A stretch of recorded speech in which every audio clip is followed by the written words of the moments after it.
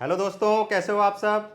तो चलिए, आज जो हमारा टॉपिक है वो इम्पोर्टेंट टॉपिक है कैश बुक का, जिसका नाम है पेटी कैश बुक। पेटी कैश बुक क्यों बनाया जाता है, क्यों हम बना रहे हैं पेटी कैश बुक यहाँ पे। पेटी कैश बुक का मतलब ये होता है कि क्या होते हैं, छोटे छोटे बहुत सारे खर्चे होते हैं। ठीक है, जैसे वेजेस पेड किया, वेजेस मतलब छोटे 100 रुपये, 200 रुपये, 400 रुपये, और ट्रैवलिंग के कुछ खर्चे हुए, स्टेशनरी का कुछ छोटा मोटा सामान। तो इतने सारे क्या होते हैं, रेपिटेटिव नेचर के होते हैं, मतलब कि बार बार रिपीट होते रहते हैं। अब ऐसे खर्चे, अब समोसा खाने गए, रिफ्रेशमेंट का कुछ खर्चा हुआ, तो ऐसे खर्चों को अगर हम कैश बुक में लिखने लगेंगे तो बहुत सारा बर्डन पड़ जाएगा, कैश बुक बहुत सारे पेजेस भर जाएंगे। तो ऐसे खर्चों के लिए होता क्या है, एक एम्प्लॉय रख दिया जाता है, उसको एक अमाउंट दे दिया जाता है और उसी में बोला जाता है कि आप इस खर्चे को संभालिए। उसी के लिए हम बनाते हैं पेटी कैश बुक। तो पेटी कैश बुक क्या होता है, जो हमारे स्मॉल नेचर के खर्चे होते हैं, डेली रूटीन के, बहुत क्या होते हैं, स्मॉल खर्चे, एक्सपेंसेस, और वो भी कैसे होते हैं, डेली रूटीन के होते हैं। अब इसमें कौन कौन से खर्चे आते हैं, जैसे ट्रैवलिंग वाले हो गए, अब बस से जा रहे हो, किसी भी चीज़ से जा रहे हो, ट्रैवलिंग एक्सपेंस छोटे मोटे हो गए। ठीक, स्टेशनरी के खर्चे हो गए, वेजेस है, किसी को एक दिन बुलाया, काम करवाया, उसके खर्चे हो गए, कन्वेंस के चार्जेस हो गए। इसके बाद कार्टेज वगैरह पेमेंट करना हो गया। तो ये जो छोटे छोटे खर्चे होते हैं, इन्हीं के लिए क्या बनाया जाता है, पेटी कैश बुक। तो पेटी कैश बुक का मतलब ये होता है कि इन छोटे छोटे खर्चों का, ट्रेवलिंग रोज हो रही है, रोज दिन में 2 बार 3 बार खर्चे हो रहे हैं, बहुत सारे इंप्लॉइज जा रहे हैं। तो अगर ऐसे खर्चों को हम कैश बुक में दिखाने लगे तो उसमें प्रॉब्लम क्या होगी, कैश बुक बहुत सारा भर जाएगा। तो इसके लिए एक एम्प्लॉय अपॉइंटमेंट कर दिया जाता है और उसे कुछ पैसे दे दिए कि आप ये लो, 10,000 रुपीज़ ले लो, आप इसी में से इस खर्चे को संभालो और इसका मुझे हिसाब बना के दो। क्या बना के दो, इसका हिसाब बना के दो। और उसी हिसाब के लिए वो क्या बनाता है, पेटी कैश बुक। तो पेटी कैश बुक कैसी कैश बुक है, जहां पे हम अपने छोटे छोटे खर्चों को रिकॉर्ड करते हैं। आइए देखते हैं कि इसका फॉर्मेट क्या होता है, किस तरीके से हमें खर्चों को रिकॉर्ड करना है। ठीक है, तो फॉर्मेट ऑफ पेटी कैश बुक का क्या होता है, आइए देख लेते हैं। सबसे पहले करना क्या है, आपको पूरे कॉलम को 2 पार्ट में डिवाइड कर लेना। एक ये डेबिट और क्रेडिट साइड जो हमारा खर्चा है, देखो कैसे। सबसे पहले कितना अमाउंट हमें रिसीव हुआ, कैश बुक का फोलियो, इसका ज्यादा रोल होता नहीं है, डेट हो गया, पर्टिकुलर हो गया, वाउचर नंबर हो गया, टोटल हमने कितनी पेमेंट की ये लिखा जाता है। ये वाला साइड होता है डेबिट और ये वाला साइड होता है क्या, क्रेडिट। फिर से देख लो, जितना अमाउंट आपको रिसीव हुआ उतना आप यहां लिखोगे, पर्टिकुलर में क्या करके लिखोगे, टू कैश करके नाम लिखोगे कि हमारे पास कैश इतना है, और अमाउंट जब मान लो 20,000 आया तो यहाँ कितना लिख दोगे, अमाउंट 20,000। इसका मतलब कैश बुक फोलियो का ज़्यादा भी रोल है नहीं। इसके बाद यहाँ पे सारी डेट लिखनी है और जितने भी ये टोटल पेमेंट आपने किए हैं वो सब बाई से लिखना है। जैसे आपने वेजेस पेड किया तो आपको बाई वेजेस लिखना है और यहाँ पे आपको डेट मेंशन करनी है। फिर सारा पेमेंट आप करने के बाद टोटल करोगे, फिर इसी पेमेंट का एनालिसिस होता है। एनालिसिस का मतलब होता है, जैसे आपने वेजेस 200 का पेमेंट किया तो यहाँ पे कहाँ जाएगा, वेजेस में जाएगा। फिर अगर आपने स्टेशनरी खरीदा 700 का तो वो स्टेशनरी में जाएगा। अगर आपने पेन पेंसिल लिया तो स्टेशनरी में चला जाएगा। अगर आपने मान लो कुरियर वगैरह की सर्विस तो पोस्टेज में। ऐसे एनालिसिस, चलो जो भी आप टोटल पेमेंट कर रहे हो उसके बारे में बताना कि वो इन सभी में किस में जाएगा, किसके अंडर में जाएगा। और आपको इतना ही बनाना, यही सारी चीजें बनानी है एनालिसिस ऑफ पेमेंट के लिए। इतना आप बना लोगे तो इतना सफिशियंट रहेगा।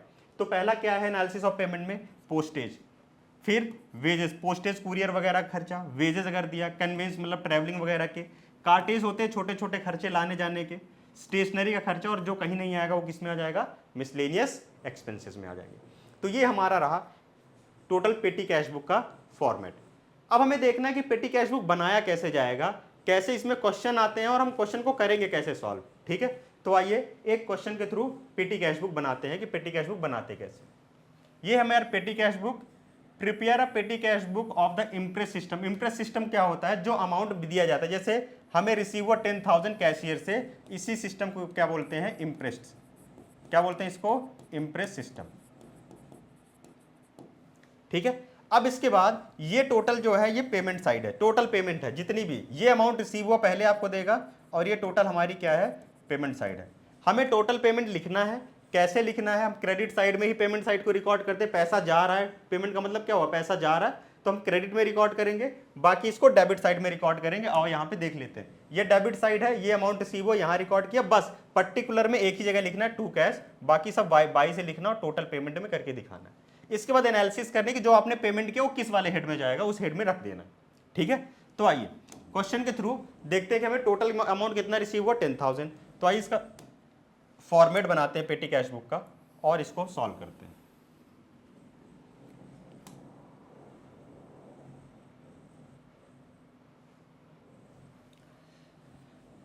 सबसे पहले मैंने बोला था क्या रहेगा, डेबिट, और इसको दो टुकड़ों में बांट लेना है, और इधर साइड में क्या रहेगा, क्रेडिट। और फिर क्या होता है, analysis of payment. Debit, credit and analysis of payment, मतलब जो आपने पेमेंट की उसकी एनालिसिस करो कौन से हेड में जाएगा। डेबिट में मैंने आपको सबसे पहले बताया था कि क्या रहेगा, अमाउंट जितना रिसीव हुआ, फिर कैश बुक का फोलियो रहता है, फिर डेट होता है, फिर पर्टिकुलर होता है जहां हम पेमेंट का नाम लिखते हैं, फिर एक वाउचर नंबर होता है और टोटल पेमेंट का कॉलम होता है। तो अभी हम पहले इसको कर लेते हैं कि कितना हमें अमाउंट रिसीव हुआ है। मैं छोटा छोटा लिख रहा हूं, आपको पहले ही दिखा दिया था कि किस तरीके से आपको बनाना है। ठीक है, इसके बाद ये कैश बुक का फोलियो रहेगा, फोलियो।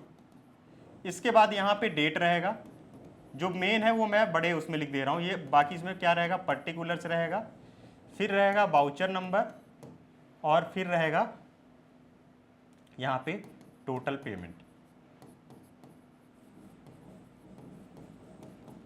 फिर अब एनालिसिस करेंगे पेमेंट की, तो जब एनालिसिस करेंगे पेमेंट की तो इसको 6 कॉलम बना लेना, 1 2 3 4 5 एंड 6, 6 कॉलम बना लेना।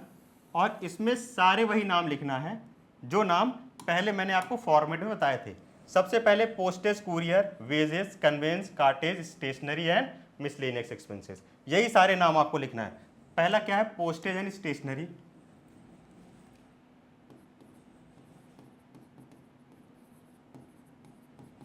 स्टेशनरी।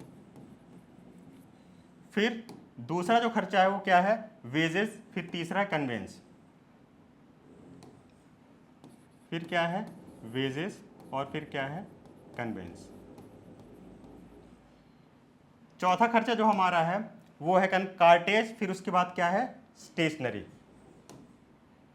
तो यहां पे क्या लिख लेंगे, कार्टेज, और ये क्या हो जाएगा स्टेशनरी, और ये मिसलेनियस में डाल दो। ठीक है, अब आपको करना क्या है, आपको क्वेश्चन भी 2 पार्ट में करने, पहले ये डेबिट क्रेडिट का पार्ट खत्म कर लो, उसके बाद फिर ये सब जल्दी जल्दी फटाफट कर लेंगे। ठीक है, आओ पहले डेबिट क्रेडिट का पार्ट खत्म। रिसीव कितना हुआ अमाउंट, 10,000 फ्रॉम द कैशियर, तो कैसे लिखना है, अगर रिसीव हुआ 10,000 तो यहां पे लिखना है। सोचो, पहले लिखो डेट, क्या डेट है, जुलाई 2024, तो आप पहले ही यहां डाल दो जुलाई 2024। अब इसके बाद डेट लिखना स्टार्ट करो कि 1 जुलाई है, तो अगर 1 जुलाई है तो हम भी यहाँ पे लिखेंगे 1 जुलाई, और यहाँ लिखेंगे टू कैश अकाउंट। ठीक है, कितना कैश रिसीव हो तो पेमेंट में नहीं जाएगा, लिखेंगे पर्टिकुलर यहीं, जब पैसा जाता है तो टू साइड में लिखते हैं टू कैश, लेकिन अमाउंट कहाँ लिखेंगे, यहाँ 10,000। अब इसके बाद जितनी भी पेमेंट है सब बाई से करेंगे, किससे करेंगे, बाई। अब यहाँ पे जितना भी पेमेंट है फटाफट इसको कर लेते हैं। क्या है, सबसे पहले क्या है, परचेज स्टेशनरी 800, तो 3 तारीख को है 3, और यहाँ लिखोगे बाई स्टेशनरी। कितने की स्टेशनरी है, 800 की, तो यहाँ कितना लिख दोगे 800। क्लियर। इसके बाद ये है इजी तरीका कि हम फटाफट कैसे करेंगे। ये हमारा हो गया स्टेशनरी। 6 तारीख को वेजेस पेड किया 5, चैरिटी पेड किया 300, तो अलग अलग लिखना है। 6 को हमने क्या क्या किया, 6 बाई वेजेस, और 6 को ही बाई चैरिटी। कितना कितना वेजेस और चैरिटी है, तो आओ क्वेश्चन में देखो, वेजेस है 500, चैरिटी है 300, तो वेजेस में कितना लिखेंगे 500, और चैरिटी में कितना लिखेंगे 300। एक बार लिख लोगे ना तो बाकी एनालिसिस बहुत इजी हो जाएगी। तो आपको ऐसे करना, थोड़ा इजी बनाना है। एक बार हमने यहाँ पे लिख लिया अमाउंट रिसीव, उसके बाद जो भी खर्चे हैं वो यहाँ नाम लिख के अमाउंट में लिखते चले जाएंगे। अब 6 तारीख के बाद, 6 के बाद कौन सी है डेट, 7 को हमने क्या सोप परचेज किया, न्यूज़पेपर बिल 700 का। तो आओ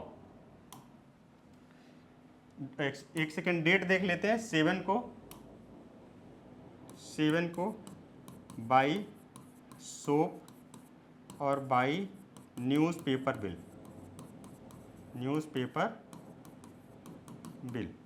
कितने का है सोप और न्यूज़पेपर बिल? तो 200 है, न्यूज़पेपर बिल 700 का, तो ये हो जाएगा 200 का, न्यूज़पेपर बिल कितना हो जाएगा 700 का। ठीक है, यहाँ तक समझ में आ रहा है, दिख रहा है सब। अब 7 के बाद क्या डेट है? 9। टैक्सी फेयर पेड किया, कैरीज पेड किया, तो 9 को टैक्सी फेयर और कैरीज, तो यहाँ 2 डेट लिखना है 9 को बाई टैक्सी फेयर और क्या लिखना है यहाँ बाई कैरीज।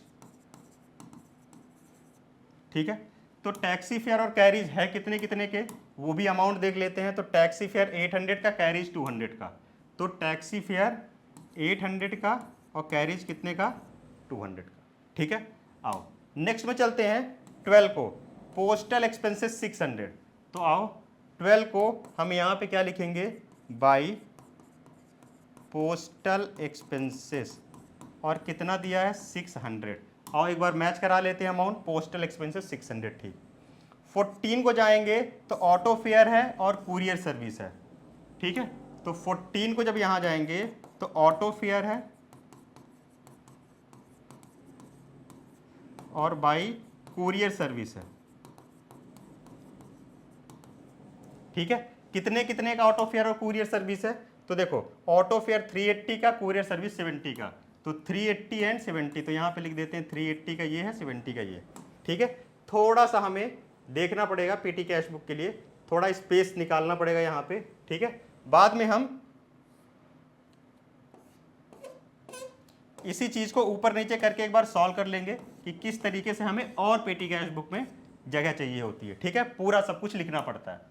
आइए इसके बाद क्या है, पोस्ट चार्जेस और वेजेस। स्पीड पोस्ट के चार्जेस है 25 को और क्या है वेजेस है, तो यहाँ पे 1 सेकेंड, स्पीड पोस्ट के चार्जेस हैं, तो यहाँ लिखेंगे बाई स्पीड पोस्ट चार्जेस और बाई क्या है वेजेस है। डेट भी देख लेते हैं और अमाउंट भी देख लेते हैं।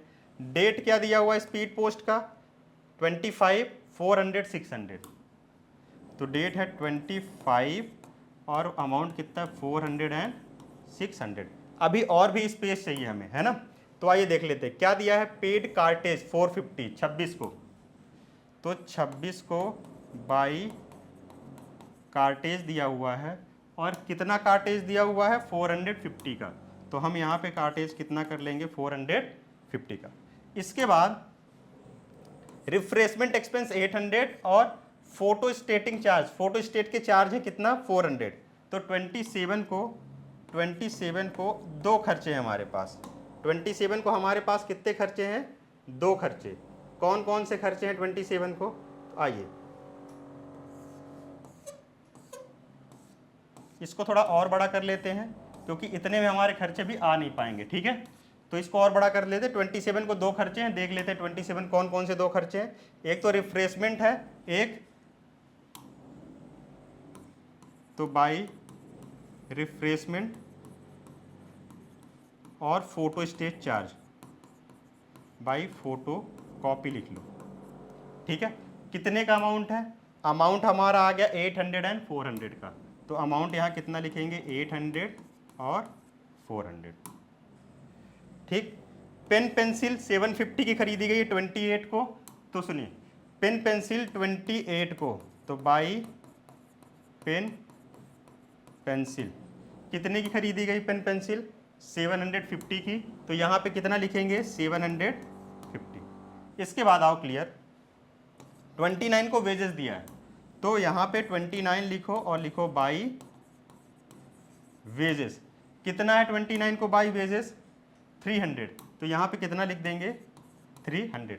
जैसे जैसे मैं करता जा रहा हूँ, ये एक तरीके से कॉपी पेस्ट करने का काम है। ठीक है, बस अमाउंट में। फिर लोडिंग चार्जेस है 150 31 को, तो यहाँ पे एक सेकेंड 31 को लोडिंग चार्जेस है, तो यहाँ हमने लिख दिया बाई लोडिंग चार्जेस। ठीक है, और कितने का लोडिंग चार्जेस है देख लो 150 रुपीज़ का, तो हमने लिख दिया 150 के हमारे लोडिंग चार्जेस है। ठीक है, अब हम इसको कर लेंगे टोटल, क्या कर लेंगे यहाँ पे टोटल कि कितना अमाउंट है, और टोटल करने के बाद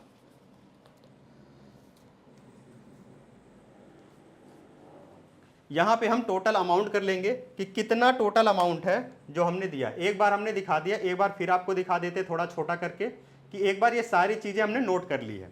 अब यहां पे हम अमाउंट को टोटल कर लेते हैं, टोटल कितना अमाउंट हमारा, ये पेमेंट कितना है। तो अगर हम यहां पे देख लेते हैं कि टोटल हमारा कितना पेमेंट है, तो ये हमारा टोटल पेमेंट की बात हो रही है यहाँ, ठीक है। 800 प्लस 500 300 200 700 800 200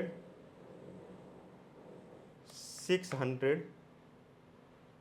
380 70 400 600 450 800 400 750 300 150। टोटल पेमेंट आ गया 8400। अमाउंट कितना था 10,000 में 8400 माइनस कर दो, कितना बचा 1600। ये 31st को ही लिखो, क्या नाम से लिखोगे, बाई बैलेंस सीडी। और यहाँ पे क्या कर देना, आपको टोटल कर देना, और यहाँ पे भी टोटल कर देना। टोटल कितना हो गया 10,000, और टोटल देखो कितना आसान है, इजी है। ये चीजें हमें करना क्या है, बस ये जितना भी हमें अमाउंट दिखा दिया, ठीक है, टोटल हमने लिख लिया, सब कुछ रिकॉर्ड कर लिया। अब यहाँ पे हमने टोटल पेमेंट कर दी, पेमेंट साइड है, टोटल पेमेंट करने में 10,000 था, माइनस करके लिख दे कितना बैलेंस बचा। हमें प्रॉब्लम पता कहाँ होती है, जब हम सारा कुछ एक साथ बनाते हैं तब ज्यादा प्रॉब्लम होती। अब हमें करना क्या है, एनालिसिस के लिए क्या करना है, बस बताना है कि ये 800 स्टेशनरी में है, तो ये स्टेशनरी के अंदर जाएगा 800। दूसरा वेजेस है 500, तो वेजेस के अंदर जाएगा कितना 500।